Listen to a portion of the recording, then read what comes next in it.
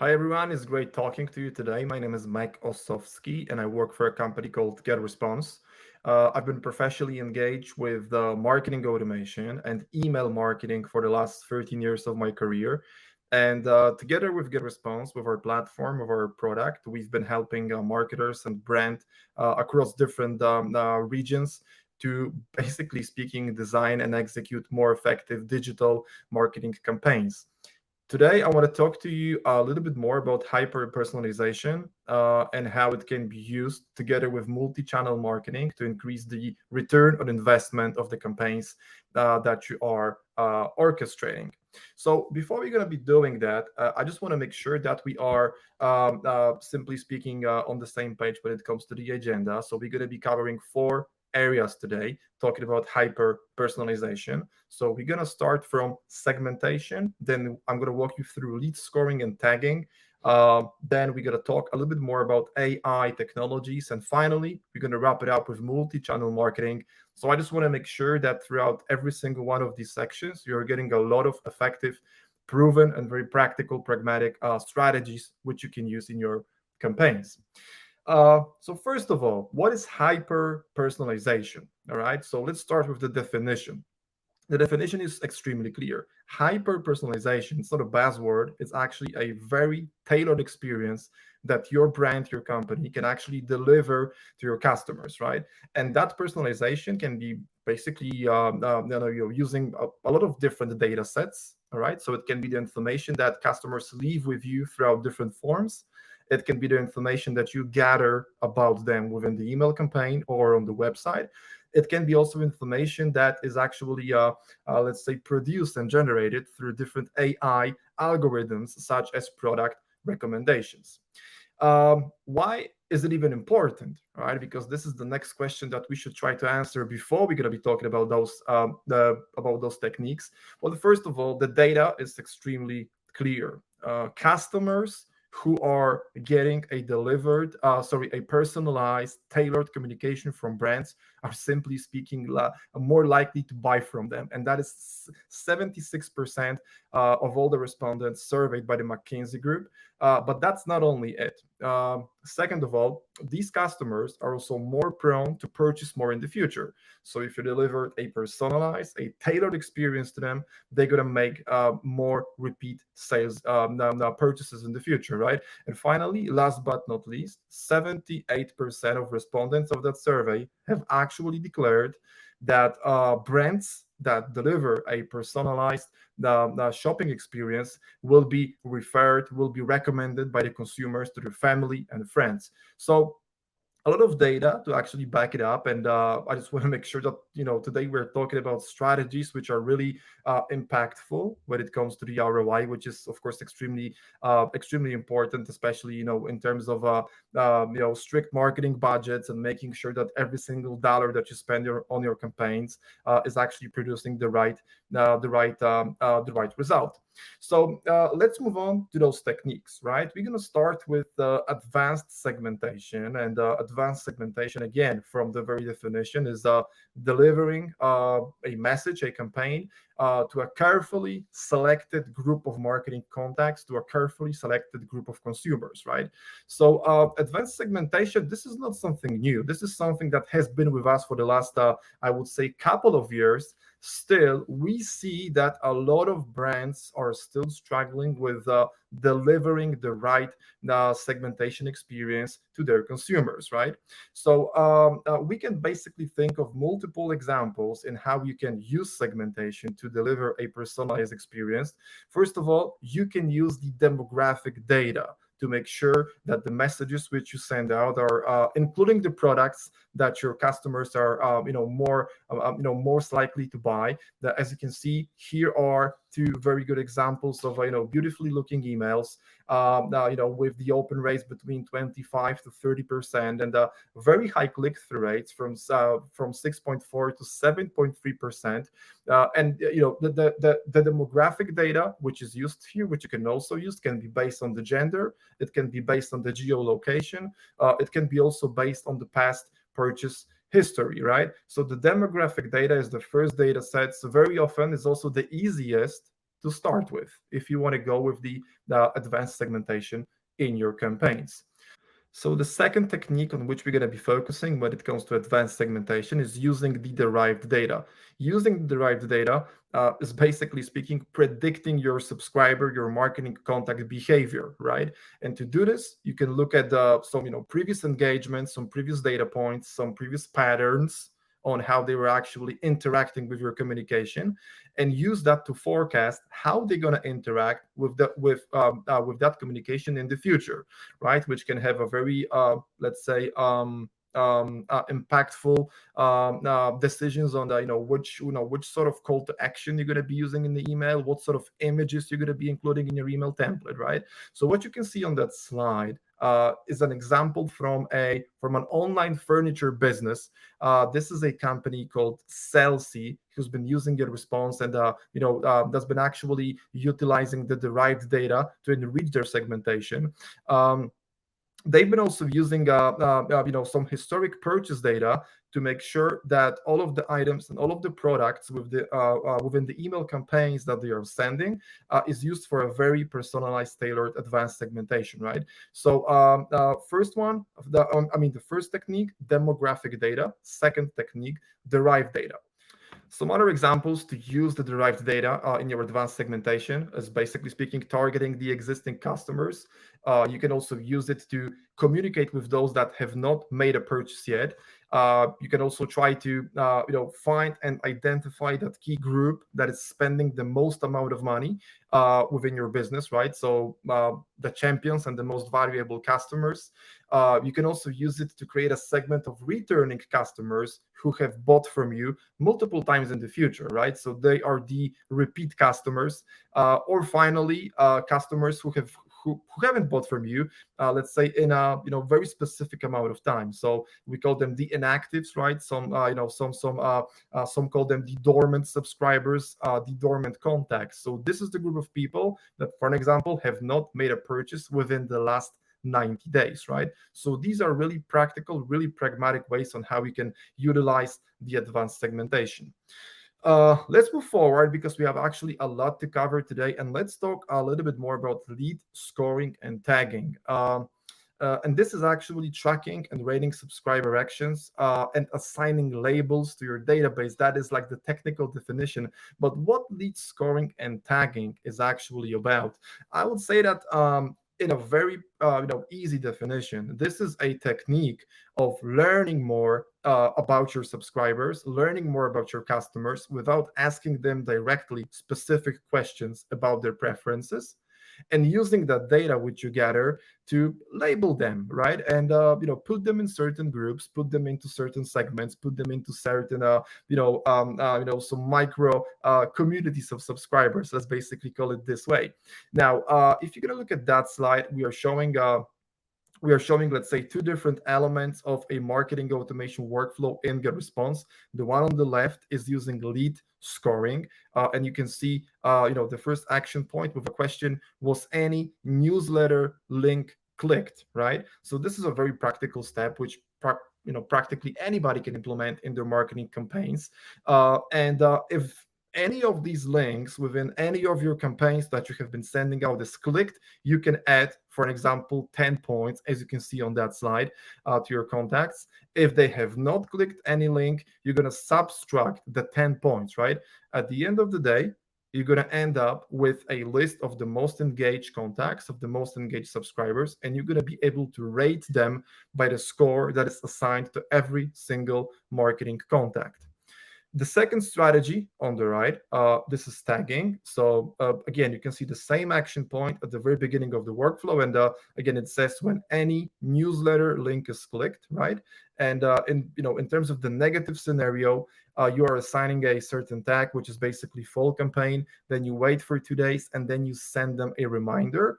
And if they react, so that is the positive scenario on the left. If they react to any of these now links in your newsletters, you're going to be assigning them a tag. You're going to be waiting for 2 days, and you're going to send them a different message, right? Which is a referral welcome message. The biggest benefit of doing that and of using lead scoring and tagging is basically speaking automating a lot of work that brands are doing today manually, right? So this is delivering the personalized experience through marketing automation without manually creating some groups of contacts, without manually scheduling each and every message. And the endpoint and let's say like the bottom line is for your customers to feel that this let's say customer journey, that this communication is actually extremely personalized, right? Here you can see a really good example of two different customers with totally two different, let's say, preferences and purchase history, and they can be getting totally different messaging, also basing on their purchase history and also on the score that they have been receiving in your marketing automation system. A strong case in point for using tagging and for using lead scoring are the references and the testimonials that we are also getting from our customers. So as you can see here, this is a very interesting statistics. A customer of GetResponse that have been using tagging, they have been specifically observing better results in their marketing campaigns. Well, I mean, first of all, they have been observing a 54 percent increase in sales, right? Only due to tagging, and 41% was during the educational campaign, and 13% came from the discount coupon follow-ups, right? And this was all made possible through tagging, right? So tagging, easy identification of people who buy a lot, of people who don't buy at all for the last couple of years, and then taking some very specific automated steps to deliver the right customer experience. Let's move forward and let's focus a little bit on AI recommendations, right? And of course, this stands for the artificial intelligence recommendations. This is an automated and personalized way to improve the user experience, to increase the conversions on your website, but also to help certain users with the navigation, especially if you sell a lot of items and you want to suggest them what is the best product, what is the most interesting product that they should be looking at. First of all, what is what are AI recommendations and what do they do? First of all, I mean, probably you guys have seen them a lot of time already. This is the backbone of the biggest online businesses, from Amazon to Netflix to Zalando, right? Recommendations are responsible for making sure that your consumers are seeing the most fitting, the most personalized products, the best matching inventory on your website or within your emails in real time. All right. And you can personalize that experience both for people who've been interacting with your brand a lot in the future and they are the marketing contact in your database. You can also do it for those who visit your website for the first time. It works 24/7, and once set up, there is no need to automatically adjust your campaigns or schedule anything, right? So the recommendations is just a backend artificial intelligence powered system that gathers the data and predicts the next best item that you should be showing to your customers, right? So this is a massive upgrade to all the communications that you send both through the email and that you communicate on your website. There are multiple ways in which you can use AI recommendations, right? So you can use them to upsell the items which you have in your inventory. You can use them to cross sell different scenarios. And what we are always doing, we are trying to split recommendations into two groups. One group is the hyper personalized group, where you're going to be suggesting the products and suggesting the items basing on the individual behavioral data of your consumer, somebody that visits your website or opens your email. The second group are the general recommendations, which you're going to be showing to either groups of people or all your customers, right? So here you're going to be looking at scenarios like top 5 bestsellers, the best-selling item, new in stock or back in stock, right? So these are the general scenarios, promoting the items that you want to put the biggest emphasis to. The first group is the extremely personalized recommendation system based on the individual, path, on the individual journey or of each and every single customer, right? So here you can think about those recommendations such as similar to your preferences, others have also bought, you have last visited. So all of these extremely personalized recommendations are available in platforms such as GetResponse. But in 2022, they are also one of the most effective ways to increase the conversion on your website, right? After running some tests recently with our key customers, with our key partners, they've been finding out that up to 50% of all the products that they are being added to the cart on the website are added there due to product recommendations, right?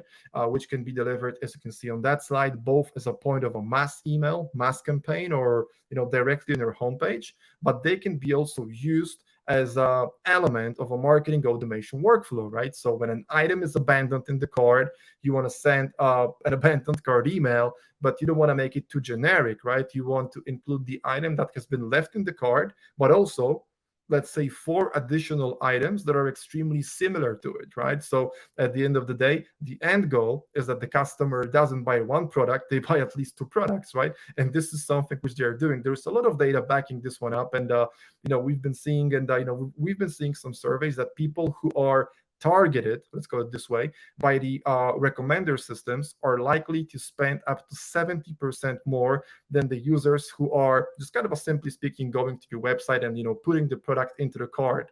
So you're not only retrieving these conversions, you're also increasing the average order value, which is a massive thing, right?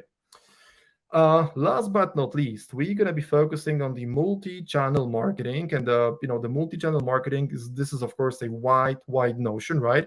But the way we understand it is the very orchestrated, very smooth, very seamless use of multiple channels to communicate with your customers. And this can be done both directly, intentionally, or indirectly, right? Why should you even bother? I mean, why multi-channel marketing is a thing that you should be including in your plan? Well, first of all, according to Harvard Business Review, 73% of consumers shop on more than one channel. Okay, and this can be a mobile device, this can be a laptop, this can be a any other platform which they actually might be using to interact with your brand. But here's the fact: typically you're going to be seeing more than one platform, more than one touch point across the same purchasing process in which they are in, just to kind of speaking, simply speaking, just to kind of buy your products, right? And the end goal for all of the brands today is to convert the customers where they are, not where you want them to be, right? So this is basically moving from, I'm going to send the newsletter at 5 p.m. on Tuesday, to an approach where you can orchestrate multiple channels, from web push notifications in the web browsers, to SMS marketing, to email, to the website. Okay, so that at the very end, you are finding your consumers where they actually are in that very minute, and not where you want them to be. So this is a big, basically, shift from that, from that very traditional approach, right?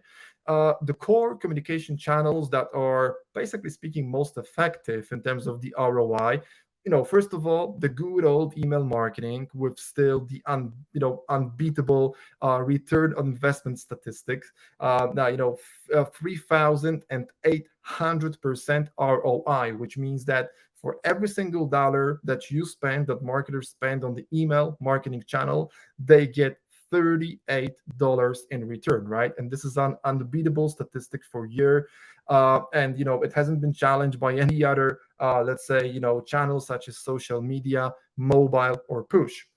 The second core channel, and this works great actually as a complement to email, is SMS marketing.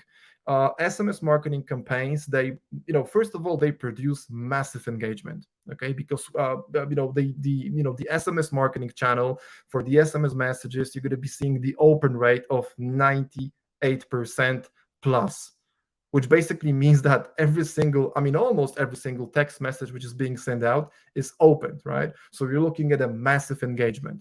In many countries, this is also a channel that is basically easier to interact with for the consumers than the email channel, right? So you're going to be looking at email, you're going to be looking at SMS, and finally, to complement the multi-channel approach, you're going to be looking at web push notifications. And web push notifications are amazing, especially if you want to target those customers who typically shop or who typically work at their laptops or PCs. They're kind of using the web browser, and web push notifications are seeing a massive click-through rate, right? So the CTR, and they can actually improve that by up to 150%. The question is how to orchestrate these channels in the best way so that you're not sending the same message across every single medium, right?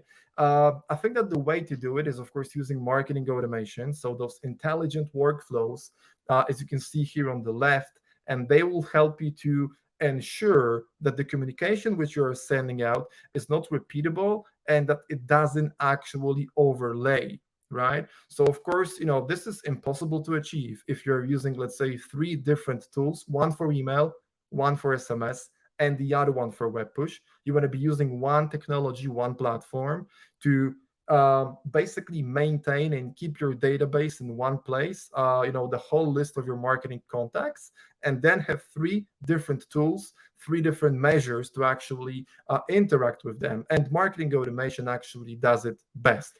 I want to say thank you for attending this session today. I hope that I was able to share a couple of practical scenarios in which you can orchestrate the hyper-personalization experience in your marketing campaigns. So, just as a bit of a, slight reminder, we went from advanced segmentation to tagging and scoring through AI recommendations to multi-channel marketing. So I hope that this is something that you will be utilizing in the future. Thank you very much for your patience. Again, if you want to learn more about hyper-personalization, make sure that you visit www.getresponse.com or reach out to me directly on LinkedIn. Thank you very much.